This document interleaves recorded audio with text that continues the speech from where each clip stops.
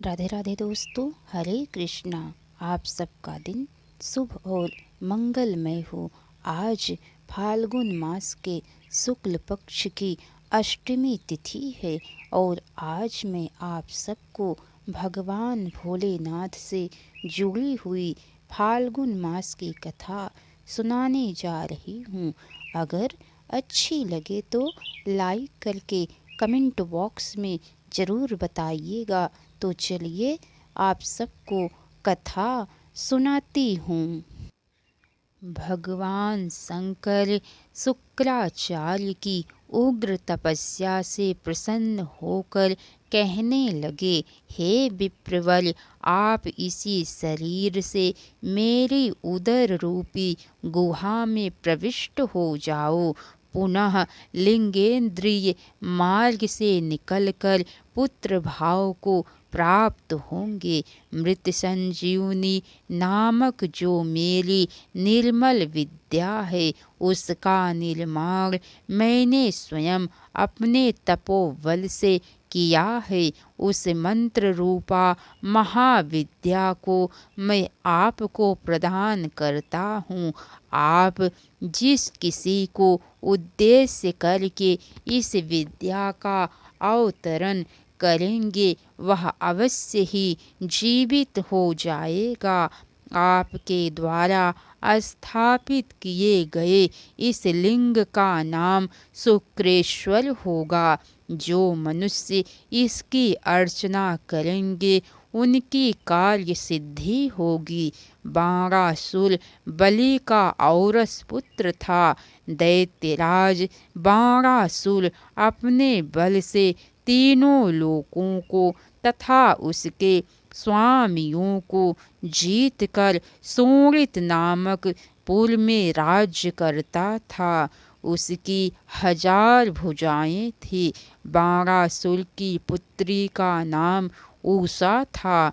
उसका विवाह भगवान श्री कृष्ण के पौत्र अनिरुद्ध के साथ हुआ। बाणासुर महान शिव भक्त था। शिव भक्ति में लीन होकर उसने भगवान शिव को प्रसन्न करने के लिए तांडव नृत्य किया। उसके सुंदर नृत्य से भगवान प्रसन्न होकर भगवान रुद्र ने वर मांगने को कहा। बाणासुर ने शिव जी की निर्विकार भक्ति, अक्षय गणपत्य, गणों का अधिपति का भाव तथा प्राणियों के प्रति दया भाव आदि वर मांगते हुए प्रेम पूर्वक शिव जी का स्तुति की। बाणासुर का यह वचन सुनकर भगवान सदाशिव तुम सब कुछ प्राप्त करोगे, इस प्रकार कहकर वहीं अंतर ध्यान हो गए। गजासुर महिषासुर का पुत्र था। जब उसने सुना कि देवी दुर्गा ने मेरे पिता को मार दिया था, तब उसने बदला लेने की भावना से घोर तप किया। उसके तप की ज्वाला से सब जलने लगे। ब्रह्मा जी से वर पाकर वह गर्भ में भर गया और अत्याचार करने लगा। इसी क्रम में वह काशी आया और भक्तों को सताने लगा। दुखी देवताओं ने ब्रह्मा जी के साथ भगवान शंकर से प्रार्थना की। भगवान शंकर ने घोर युद्ध में उसे हराकर त्रिशूल में पिरो दिया। तब उसने भगवान शंकर का स्तवन किया। गजासुर के द्वारा वर मांगने पर भगवान शिव ने कहा, हे दानवराज, तेरा यह पावन शरीर मेरे इस मुक्ति साधक काशी क्षेत्र में मेरे लिंग के रूप में स्थित हो जाएगा। इसका नाम कृतिवासेश्वर होगा। यह संपूर्ण लिंगों में शिरोमणि और मोक्षप्रद होगा। यह सुनकर विष्णु और ब्रह्मा आदि समस्त देवताओं का मन हर्ष से परिपूर्ण हो गया। जो परमानंदमय है, जिनकी लीलाएं अनंत है, जो ईश्वरों के भी ईश्वर, सर्वव्यापक महान गौरी के प्रियतम तथा स्वामी, कार्तिक और विघ्नराज गणेश को उत्पन्न करने वाले हैं, उन आदि देव शंकर को मैं नमस्कार करता हूँ। जो धर्म का महान क्षेत्र है, जहाँ गंगा यमुना का संगम हुआ है, जो ब्रह्मलोक का मार्ग है, उस परम पुण्यमय नैमिषारण्य तीर्थ के प्रयाग क्षेत्र में महात्मा मुनियों द्वारा एक विशाल ज्ञान यज्ञ का आयोजन किया गया। उस ज्ञान यज्ञ का तथा मुनियों का दर्शन करने के लिए व्यास शिष्य महामुनि सूत जी वहाँ पधारे। वहाँ उपस्थित महात्माओं ने उनकी विधिवत स्तुति करके विनय पूर्वक उनसे निवेदन किया, हे सूत जी, इस घोर कलयुग के आने पर जिनकी बुद्धि नष्ट हो गई है और जिन्होंने अपने धर्म का त्याग कर दिया है, ऐसे लोगों को इहलोक तथा परलोक में उत्तम गति कैसे प्राप्त होगी, इसी चिंता से हमारा मन सदा व्याकुल रहता है। सूत जी बोले, सबसे उत्तम जो शिव पुराण है, जो वेदांत का सार सर्वस्व है तथा वक्ता और श्रोता का समस्त पापों से उद्धार करने वाला है, वह परलोक में परमार्थ वस्तु को देने वाला है। उसमें भगवान शिव के उत्तम यश का वर्णन है। हे ब्राह्मणों, धर्म अर्थ काम और मोक्ष इन चारों पुरुषार्थों को देने वाले उस पुराण का प्रभाव विस्तार को प्राप्त हो रहा है।